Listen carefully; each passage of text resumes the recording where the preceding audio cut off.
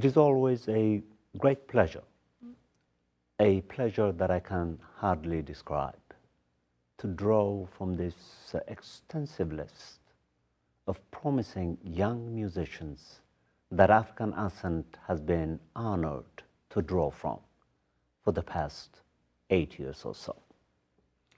Tonight, I am privileged to bring to you two of my highly reflective and contemplative students whom I have had the honor of discovering about 2 years ago. One of them, Juliano, to my right, I believe, is currently enrolled in my aesthetics course, a course whom I described to him this afternoon as a course that is going to foundationally rock him, because the literature is so provocative, so engaging, so well staged that students will have to control their egos to stand to the occasion of the philosophical interrogations of the artist and of art that the course summarizes for our students. He gently and generously agreed that he will do everything that he could to be the best student that he could be for me in that particular course. To his left, Joey Vece, he prefers to be called Joey Vece, he told me, who is of an Italian background, is a student who did something extraordinary at Berkeley, if you can believe it.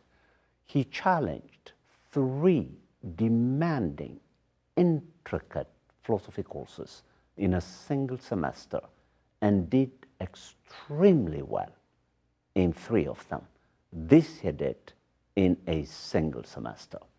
How proud I am of this young man to have taken these philosophy courses, and I know that this philosophical guidance that the course has given him are going to somehow become translated musically so that we can see the cultivation of a philosophical musician, which is one of the dreams of African Ascent.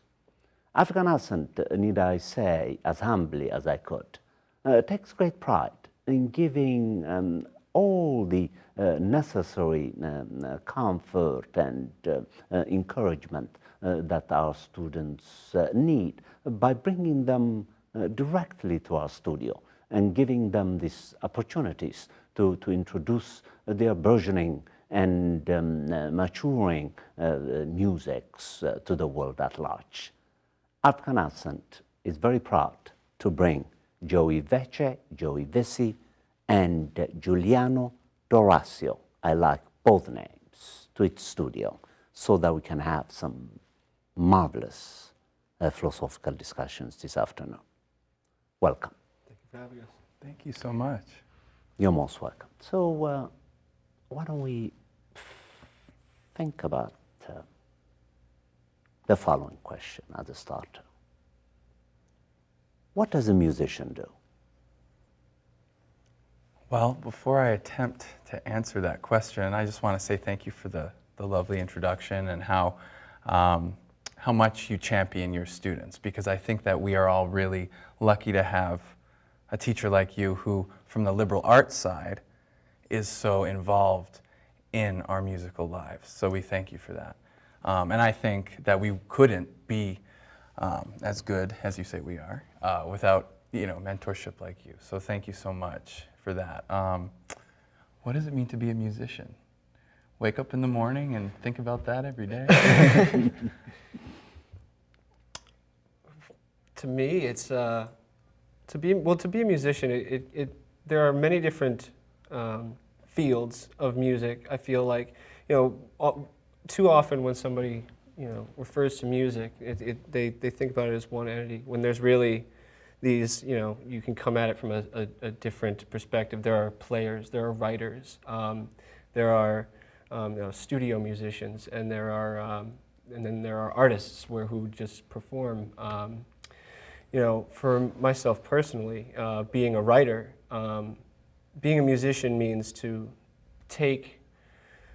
put into music words and emotions that people want to convey or express, and the music helps them emote these feelings to the public, and to really we bring a sense of understanding to the listener, and that's what I take pride in, is personally.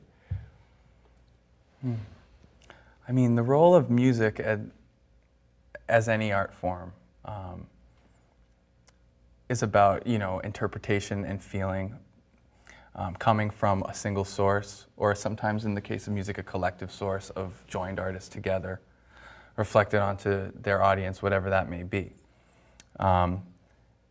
The interesting thing about music is the backdrop, or the canvas, if you will, is time. It's not, like an actual physical canvas as much as a moments in time.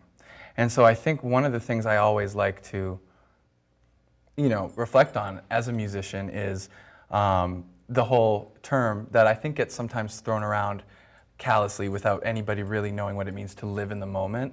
That's the truest thing I could say about what it feels like to be a musician, is someone who is searching for that ultimate attainment of living in the moment. Mm-hmm. What does it really mean to live in a moment? You're quite right. It's a popular term. Right. It's callously expressed. Sure. It's not deeply delved into, but everybody who uses it gives the impression that they know what they're saying. Right. I can't say what that means for everyone, or for really anyone, but all I can say is, as a musician, those moments where I'm playing, expressing, especially on the live stage to a crowd, I really feel like I'm doing that. I'm living in the moment. I feel grounded. I feel myself. I don't feel stress. Music helps me get to that space. So it's not only a tool to say what I want to say, but it's also a sort of therapy for my own well-being. I see. I'm sure Joey could engage this slightly differently by drawing from what you learned from Eastern philosophy. What does living in the moment mean for an Eastern thinker?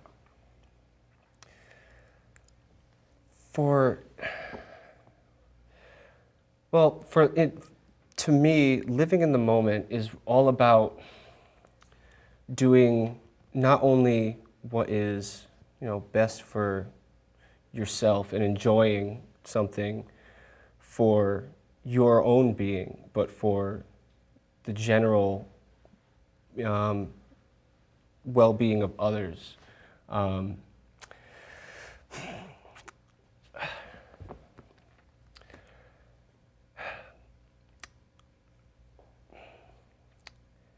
You see, I don't know, Juliano, do you Yeah, want to tackle this? I think that sometimes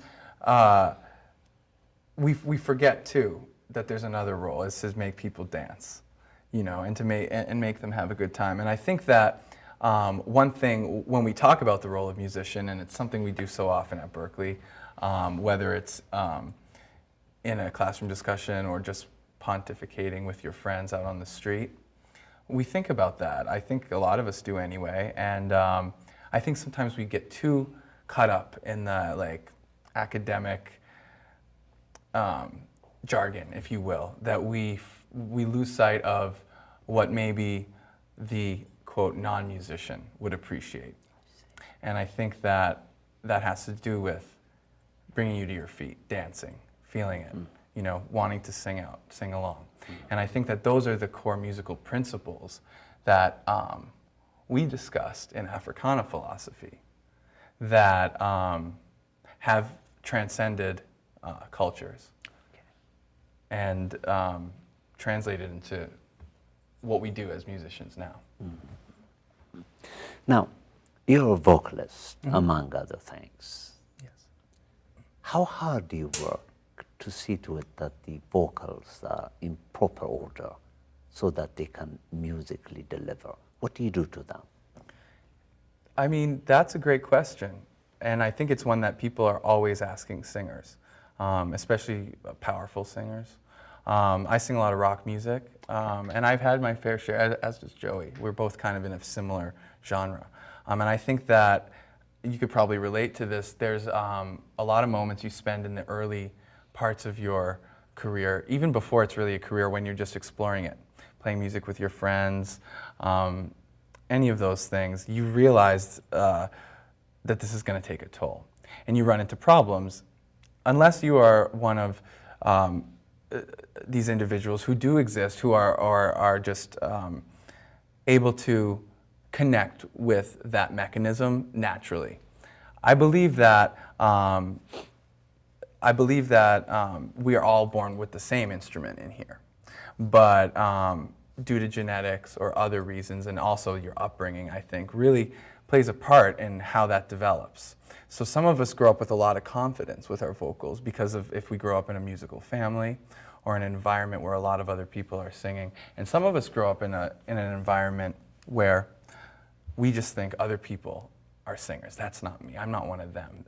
Those people know how to sing. Well, in reality, that's not true. We all have the same mechanism. So to answer your question, you just always have to think about what you're doing and balancing it with the amount of rest you need and the correct amount of pre-work, technical work, and also muscle strength, because it's muscular. So there's a lot you do. You need to make sure you sleep, and you need to make sure you're well hydrated, and rest, and also warm up. But more than any of those things, I think the most important thing is to make sure you're singing from a connected place, from deeper within, from a soul place. Let's talk about that a little more. I'm intrigued. Well, for example, How do you make sure that you're connected? How do you know that you're It's connected? really hard for me to say what it feels like. I mean, I think as singers we tend to use a lot of visualizations. Yeah. So, because a lot of what we're dealing with here is involuntary muscle. So you need to create new synapses in your brain to make these mechanisms start to work in a way where it's like the path of least resistance for the sound to come out, if you will. It's all physics. It's about creating open space and the speed at which the vocal cords are vibrating together. How do you make sure you're singing from a soul-connected place? I don't know. It takes experience. I think it takes a need, an inner drive that says, I gotta do this. Passion. This is what I'm meant to do. I can't see myself doing anything else. Like, those are the forces that drive you. And I think that, for example, for me, I can be on stage at a given show and sing a very long time. If I'm worried about how my voice sounds, if I'm worried if they like it, those are the times I'm going to lose my voice because I get stressed and I strain. But even if I'm singing really loud and very energetically, I find that if I'm connected in a place of a true soul foundation, that I'm able to express from that with quite a lot of force and not injure myself. Of course, there are biological things happening there too. The breath, I think, is extremely important. They talk about that in yoga and how the breath is so connected to your soul. It's extremely important for singing. The breath is the foundation on which you can raise your voice to loud, harsh levels even.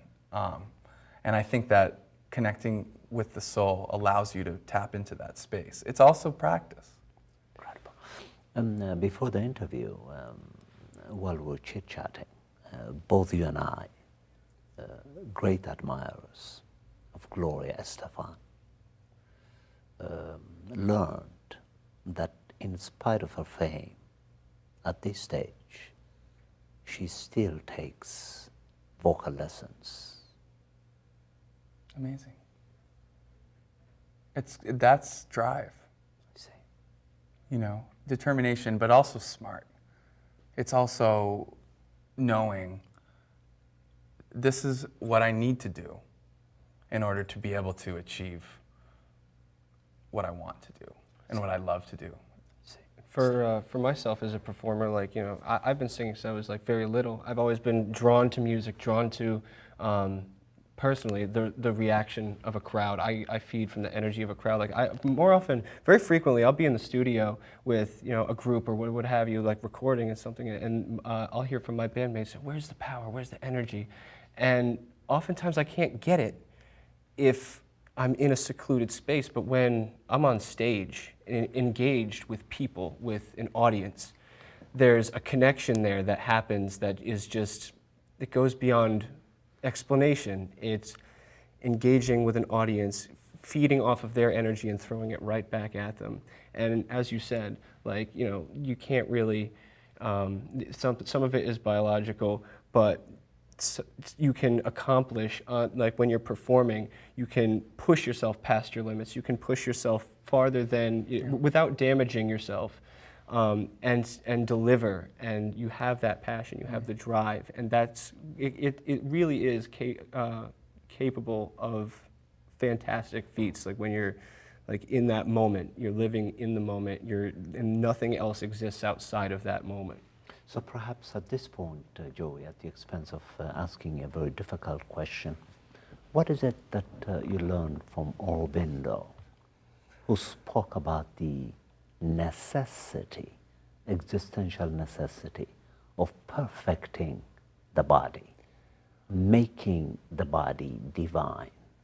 Well, how did that vision of what the self could do to the human body apply to music? Aurobindo believed in a divine life on earth, and when people hear the term perfection, some people will react negatively to the term perfection. And in Aurobindo's case, he believed in surpassing the perceived or understood human bodily abilities that we know today. He believed that the mind and the body working together can accomplish a divine life on earth. And we can surpass these limits that we've set for ourselves in this day and age.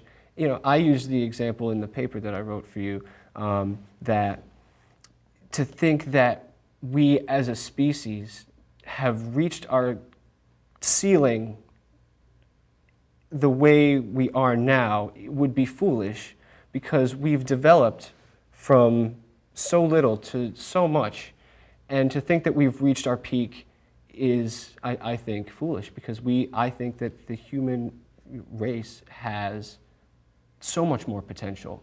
And this, I believe that this, you know, phenomena of being able to, you know, being a performer, being on stage, pushing yourself past your limits, or what should be the limits biologically, pushing yourself past them without causing any sort of like damage to yourself or what have you, speaks to agreeing with Aurobindo in that there is the capability and the possibility of ascending to this higher level. Incredible. And now, of course, for the benefit of the audience, you might want to tell us who Aurobindo is. Aurobindo what was, he wrote, what he did, how he discovered him, and so on. You summarized him so well. I'm overwhelmed by the precision. Aurobindo was an Indian philosopher and writer who believed in this divine life on earth. And I discovered him through our Eastern philosophy course, and tackling his idea of the perfection of the body. And as I said, that some people will approach the idea of perfection negatively, as you know, some did in our course. And but upon going further in depth into the topic, realizing that it's not just about quote unquote perfection as on the surface. It goes much deeper than just the word perfection itself. What's your take on what you learned from his presentation of Aurobindo? Do you agree? Or? I do agree. I believe that, from my own perspective, I run into the perfectionism issue from time to time, or a lot, depending on the way you see it. But I mean, it's something I struggle with, to be honest. It's something that I have, yeah, well, it's been a little bit of a struggle, but I guess it's been like a two-sided, a double-edged sword, if you will. It's like I'm a perfectionist, and so it's like I'm going to listen to this song, 1,000 times, adjusting little things in the mix, and sometimes that gets tiring. But at the end, I think what it ends up producing is better. I mean, sometimes it's good to have a buddy next to you and say, okay, you need to go to sleep now. There's a balance. That's what I'm saying. So there's a balance to the perfectionism. But when it comes to the perfectionism of the body, making it as good as you can, I think that is extremely important. And it's something I'm only beginning to learn in my life at this point, at 22 years old. I was not like an extremely active child, like into sports and things. I was like from the get-go into the arts, whether it was like musical theater and then later on music itself. Okay. Joe, do I understand Aurobindo correctly that he thinks that the perfection of the body could not be done only technically? He contends that human beings would have to become psychically and spiritually transformed. That is correct. Am I right? Yes. He talks about the importance of, because it's too common that people regard the body as something to just be disregarded, and it's an obstacle, it's in the way. And he speaks that you have to pay close attention to the body, you have to take it into consideration, into the equation of spirituality, the mind and the body together. And that's something that I believe is absolutely true. The balance between the body, the mind, the soul, everything works together on a level that needs to have that balance in order to properly function. And I also believe that not only is this concept of a divine life where an ascending is possible between the mind and the body, but I also believe that each individual, the ceiling for which we can break through lies, there's individual ceilings. There's not just one ceiling that we need to break through. Everybody's lies at a different level. Everybody has their own personal barriers that they need to surpass. Okay. Now, both of you are songwriters, correct? Again, let's stick with Aurobindo. How does his principal argument apply to songwriting? Well, I've heard a saying. How do we write a perfect song? I've heard a saying that is, a song is never finished. You could work on it, you could change it, you could keep on making improvements until the end of time. You could just keep on building onto it. You could take away, add, subtract, whatever. Change the melody, change the rhythm, change the lyrics. And there has to come a point where you just say, I'm done. I'm done. And be satisfied with the way it is. Because in a writer's mind, it can always be improved. I'm sure the same goes with literary writers and or artists, visual artists. Somebody does a painting. There's always something else that can be added. So in songwriting, I feel like there is that balance of when, not only to know when to keep going, but when to stop, and when something cannot really be improved anymore. If that makes sense. Julian. Well, the whole idea of perfect and what a perfect song is, right? I think it's easier to define an individual as being a perfectionist because it means they have a set of standards for themselves or a propensity to set very high standards for themselves. But perfection as it applies to interpretations of a song, I don't know if you can apply it there. And I'm thinking about, just what pleases people when they hear it. To my ears, it might sound better if there's a few scratches, like on the recording. A little bit of life in the room. Somebody like moved their chair, and you can hear it as the song's starting or something. A little bit of life. That sounds good to me. On like a vinyl record. If somebody puts on like a CD, that might sound better to them because it's crystal clear to their ears and it's bright and shiny. I'm missing the warmth, so the same concept would apply to the songs, I think. So I think it's very difficult to say. I agree with you, maybe I don't think you can say, how do you write a perfect song? The only thing I would say is don't stop singing it, don't stop writing it, don't let it die.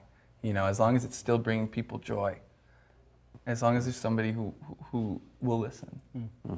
We have about 4 minutes left, I think. I've asked you enough hard questions, and you've dealt with them so well. I want to give you the rest of the time to make musical statements, if you like, to musicians at Berkeley. Advices, counsels, Dee Dee Bridgewater suggestions. said at graduation this year, I don't know if it was Dee Dee Bridgewater, somebody said at graduation, just never stop writing. Never stop. And that's the best advice that I can give to songwriters at Berkeley. Never stop. If you stop, then it's going to be hard to get back in the groove. If you keep on keeping on and keep on chugging along, keep the momentum going, keep the creative juices flowing, if you will. That's the best way to not only stay polished and stay sharp, but also keep on improving and developing your craft. Juliano? Well, like you said about a question or a statement I would make to any fellow students at Berkeley, if I may use that opportunity, I would like to see more compassion around the campus. Really, I think that there's far too much competition. And when we encounter new musicians who we haven't heard before, other peers, our first instinct is far too often to meet that with a harsh thought or a guarded wall. Whereas I think that music as a generation, as a movement, is only going to flourish if we meet each other at a level playing field. And I think that there's too many cliques at school, and I would love to see some of the individuals that I've met, like Joey, like Emily, who was on your show, some of these wonderful students, Adam, who couldn't be here today, we're kind of like on the outskirts of some of these. So I would love us to raise our voices a little bit and say, hey, we're all in this together and let's really support each other. I would love if we could see more of that. Okay. Well, on the behalf of African Ascent, I would like to express my deeply felt appreciation for the way you handled this difficult, impromptu questions that I asked you, questions that I'm sure I myself cannot even answer. Thank you so much. Thank you. So now we take a short break and you'll treat us to the musics of Berkeley. Wonderful.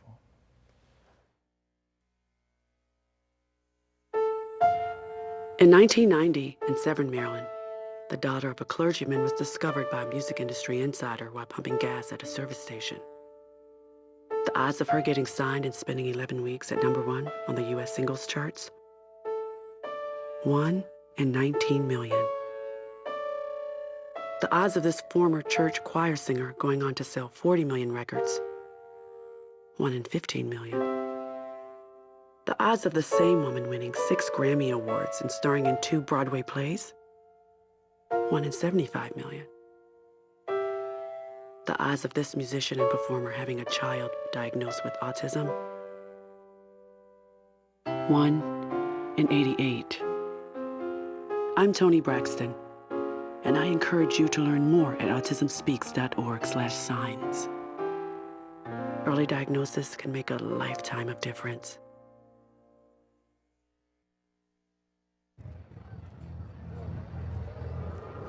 Looking for these? You drive buzzed, it could be one very expensive ride. First, you gotta make bail. Then pay me to get your car back. Your insurance premiums will go through the roof. And my legal fees just keep adding up. All told, it could end up costing you $10,000. Nothing kills a buzz like getting pulled over for buzz driving, because buzz driving is drunk driving.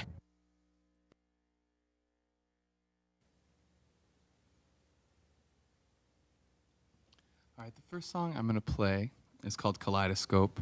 I had the pleasure of sharing this in class with Tedros last semester. This is a song I wrote about the transgendered community, and they're a group that I think needs a lot more visibility and a lot more compassion in this world. So this is called Kaleidoscope.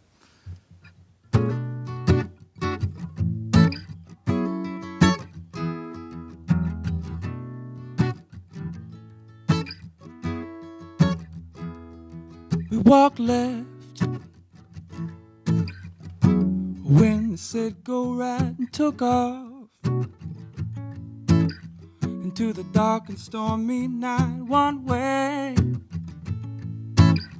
was all the signs around us said we got cold. When they said it was safe, when they said it was warm, but we wanted to see all the colors. In streams of light, discover secrets about yourself.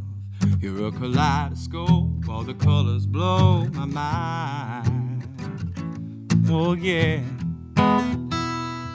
High heels. Little boy wants to dress like mommy's your son. The whole family wanna know what's wrong. He grows up. Bad at home, but it's worse at school. His head's down, not an open ear or a warm embrace around, but he wants to see all the colors. Streams of light, discover secrets about yourself. You're a kaleidoscope, all the colors blow my mind. Oh yeah.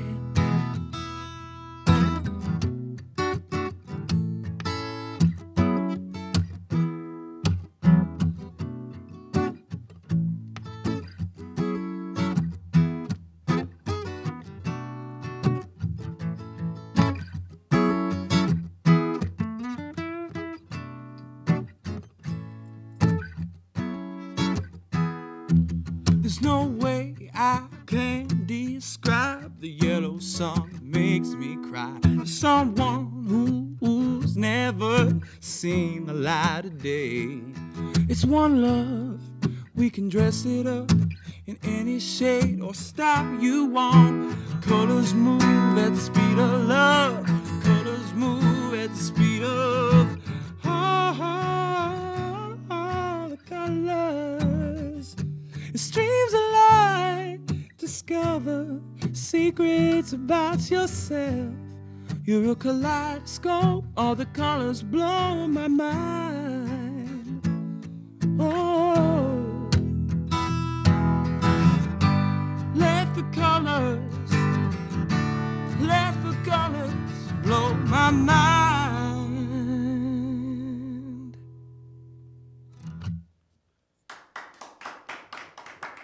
Thank you so much.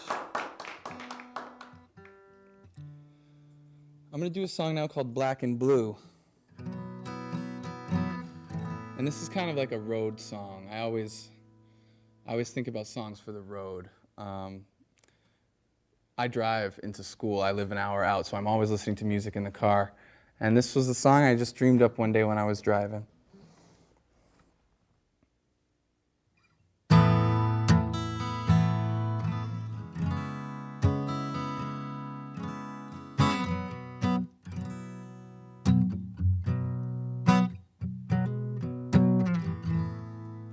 They must have called you every name in the book by now.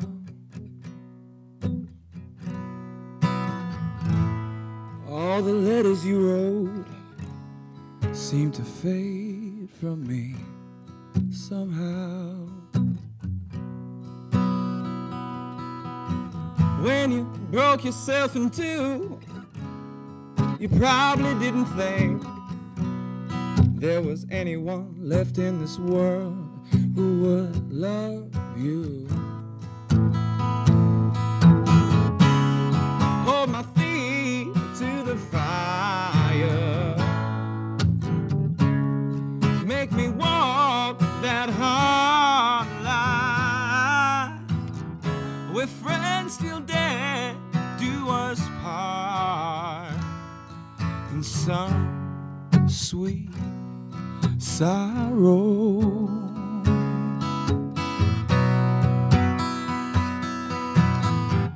If the road is your home, then you'll never be lonely. Oh no. When you're bruised up alone, feeling black and blue. When you're black, blue. And when you were crying at the end of September,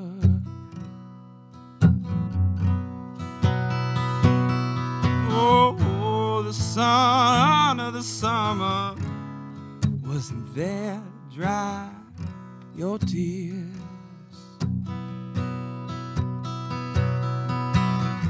People come and people go, but the highway stays the same, where the earth meets the sky. I'll make my own peace of mind in the light of the moon that the sun left behind. The sweet memory of what you once were to me still makes me smile.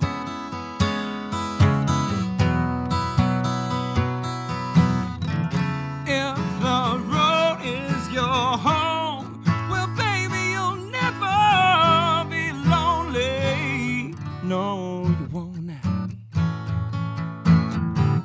When you're bruised up alone, feeling black and blue. When you're black and blue.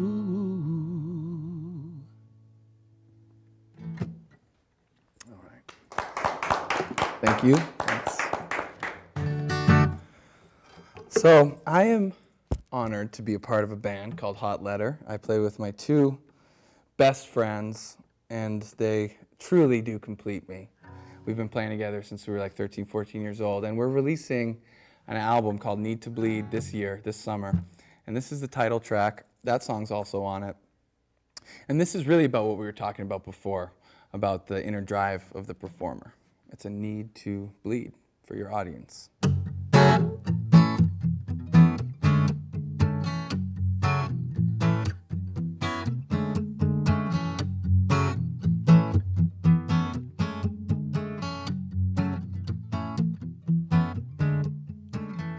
I'll be on the stage when the bar closes. The smell of you and me in the air. It's the first of the last of new beginnings. The cards are falling, no one's there. Hot and cold stings my soul, lose control of my inhibitions. This is who we are, this is how I go.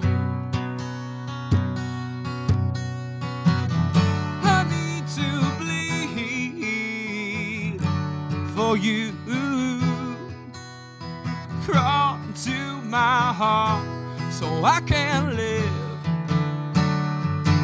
and I will bleed for you. Yeah, I will bleed for you. Old soul, touch me again. Touch me again. Time can take away the pain that you have got, and leave a little extra on the side. We can live, we will die. We can hang our heads and cry. We're human. But the animals caged in my blood. I need to bleed for you. Crawl into my heart so I can live, and I will bleed for you. Yeah, I will bleed for you. I will bleed for you. Oh, so touch me again. Touch me again. Touch me again. Touch me again.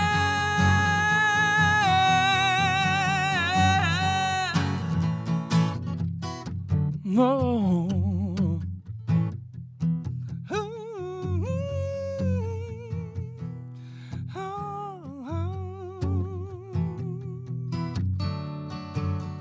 I need to bleed for you. Crawl into my heart so I can live, and I will bleed for you. Oh, I will bleed for you.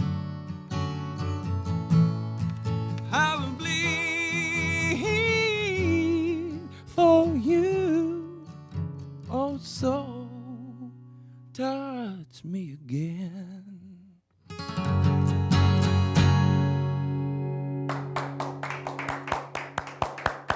Thank you so much. Thanks.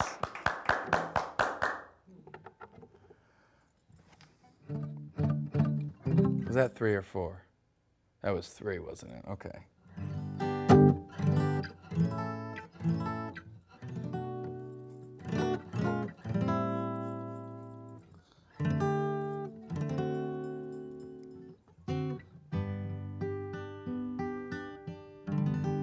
All right, I'm going to do one called Scars and Secrets, which is the last one I'm going to do. It's a song about the inner demons that we all face that are not always apparent to those watching from the outside.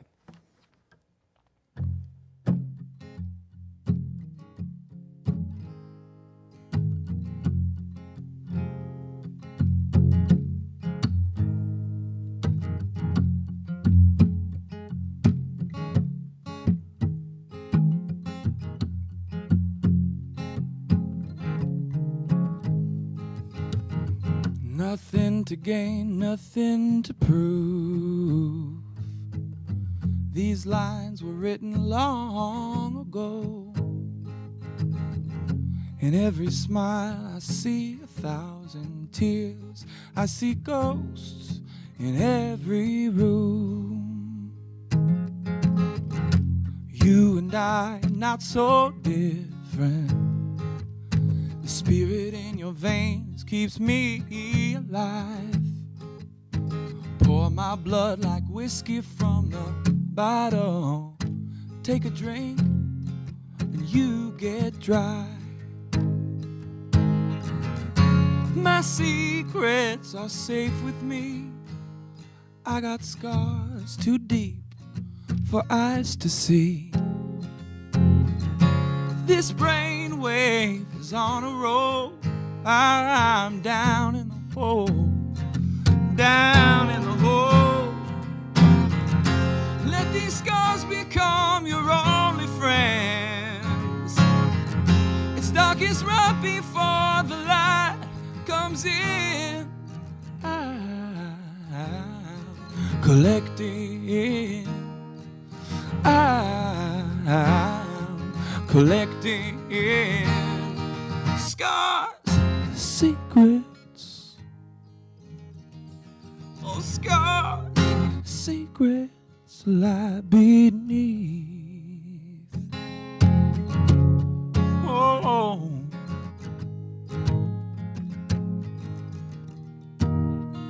sometimes the pain, sometimes the pain is too much. It's too much.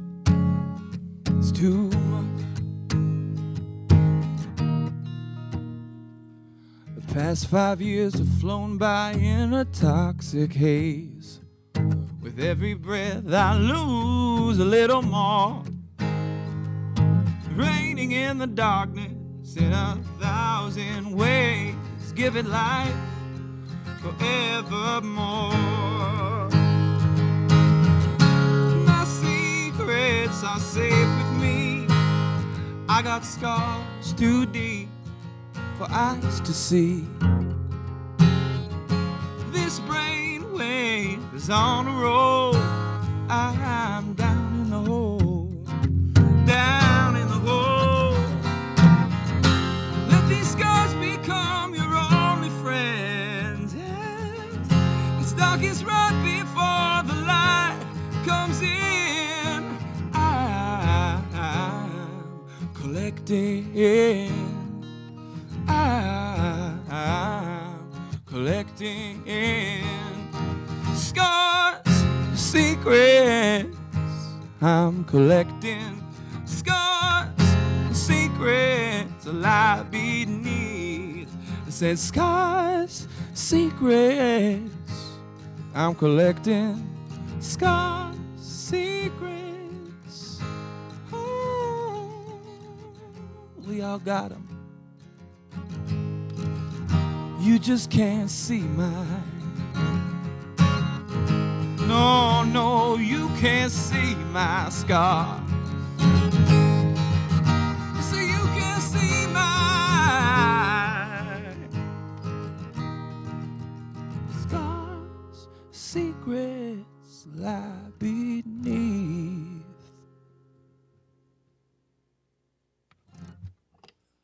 Thank you. Thanks so much. Did you know kids who play outdoors have healthier lungs? Totally. I did. Did you know that boys that play with dolls make better husbands? My son has lots of dolls.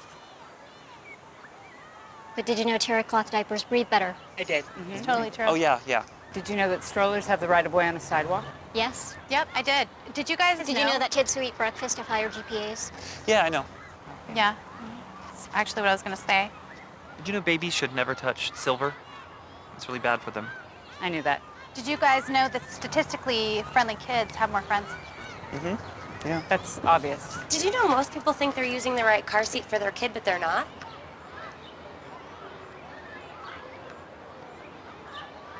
Parents who really know it all know for sure that their child is in the right seat at the right age and size. Visit safercar.gov/the right seat to make sure your child is protected. I'm putting that on my blog. I just put it in mine. All right, so I'm going to start out with a song of mine called Home Is Here, which is one of the first songs I actually ever wrote, but it means a lot to me. And yeah.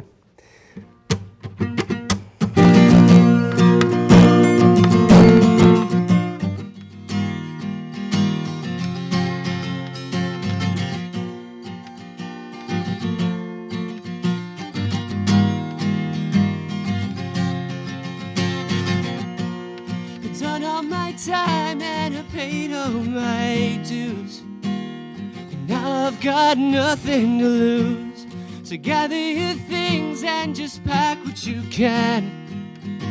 We're pulling our heads from the sand. Oh, oh, oh. Loved all the battles, the lost and the won.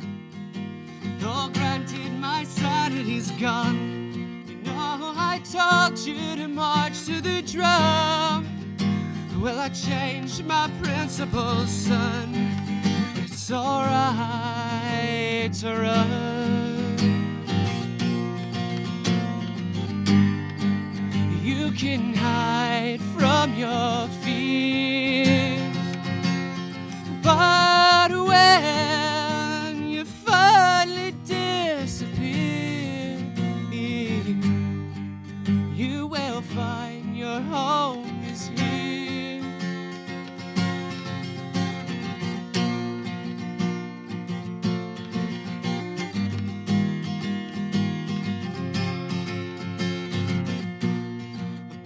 Did rise and together we'll fall. I swore that we'd go through it all. You know I told you to hide all your love. Well, I changed my principles, son. It's alright to love. You can hide from your but when you finally disappear,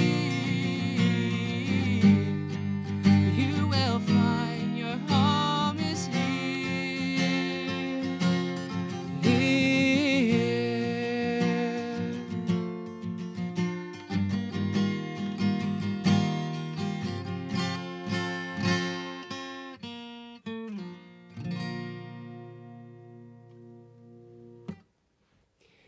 All right, so I got, this next one is called Help Me Believe, and yeah.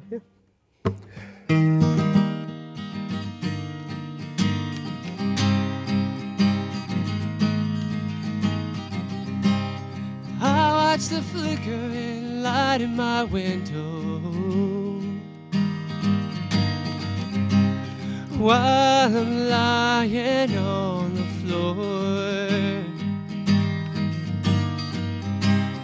Tell me, how long have I been in this limbo?